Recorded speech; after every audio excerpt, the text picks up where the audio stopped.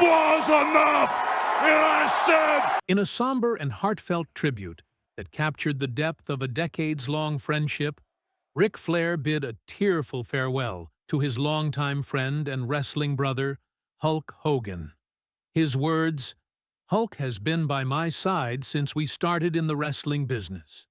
An incredible athlete, talent, friend, and father. Our friendship has meant the world to me. We're more than just a statement." They were a window into the heart of Ric Flair, a man who had experienced triumph, tragedy, and transformation, both inside the ring and out.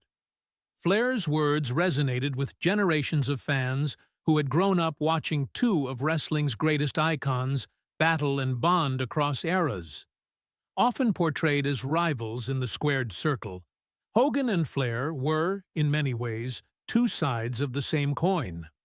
Hogan, with his bright yellow and red persona and superhero aura, stood as the all-American champion.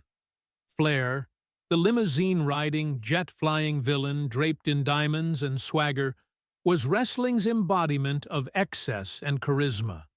Together, they captivated audiences, sold out arenas, and inspired countless aspiring wrestlers. But beyond the showmanship and the scripted rivalries was a real friendship founded on loyalty, respect, and shared adversity. Flair and Hogan first crossed paths in the late 1970s when they were still carving their legacies in their respective promotions. Hogan was building his reputation in WWF, while Flair was becoming the face of the NWA. Though fans clamored for a dream match for years, it wasn't until the early 90s that their rivalry materialized in WWE. The feud delivered iconic moments and unforgettable matches, culminating in the WCW era during the height of the New World Order storyline. Yet, while the wrestling world watched them clash with scripted animosity, backstage they shared stories, ideas, and a deep friendship. In interviews over the years, Flair often spoke highly of Hogan, acknowledging not only his unmatched charisma, but his genuine care for others. Hogan was there in Flair's darkest hours. When Flair was hospitalized in 2017, with only a 2% chance of survival, it was Hogan who showed up without being asked, sat by his bedside, and prayed with his family. "He was one of the first to visit me," Flair recalled. "He didn't leave until he knew I would be okay." The friendship wasn't performative. It was forged in fire.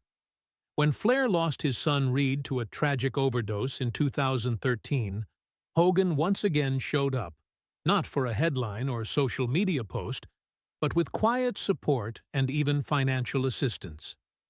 Flair noted, "He lent me money when Reed was sick. He didn't do it for show. He did it because he was my brother." Hogan and Flair shared a lifetime of memories. Endless tours, ribbing in locker rooms, long road trips, and nights filled with laughter and reflection. They would reminisce about matches, their children, the business they loved, and the physical toll it had taken on them. Despite their differing in-ring personas, their off-screen bond was one of the strongest in the industry. Flair's tribute to Hogan followed the devastating news of Hogan's passing. Devastated and emotionally shattered, Flair canceled all his upcoming appearances to grieve in private. Those close to him said he secluded himself in his Charlotte home, mourning the loss of a man he referred to as a constant in a world that kept changing. Hogan, born Terry Gene Bollea, was a man who transcended wrestling. He was the larger-than-life figure who made professional wrestling a mainstream phenomenon. He embodied the golden age of wrestling in the 1980s, ushering in an era of massive pay-per-views, crossover appeal, and global superstardom. He defeated the Iron Sheik in 1984 to win his first WWF title, igniting the era of Hulkamania. Children everywhere looked up to him as a superhero, repeating his mantra, "Train, say your prayers, eat your vitamins, and believe in yourself." Hogan's influence extended far beyond the ring. he became a household name, appearing in movies, TV shows, and endorsements. He was the face of wrestling during its national boom, helping transform it from a niche sport into a cultural juggernaut. His rivalries with the likes of Andre the Giant, Randy Savage, and the Ultimate Warrior are the stuff of legend. But his success came at a price. Behind the muscles and bravado was a man constantly in pain, physically and emotionally. The leg drop, his finishing move, did irreparable damage to his back and hips. Over the years, Hogan underwent more than 25 surgeries, including spinal fusions, knee and hip replacements, and other procedures that left him relying on canes and braces in his later years. "That leg drop ruined my back," Hogan once admitted. "If I could go back, I would have chosen something else." Even as his body began to betray him, Hogan never stopped performing.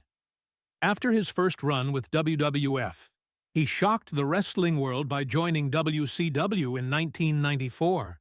Initially keeping his red and yellow persona, Hogan transformed in 1996, turning heel and launching the New World Order alongside Kevin Nash and Scott Hall.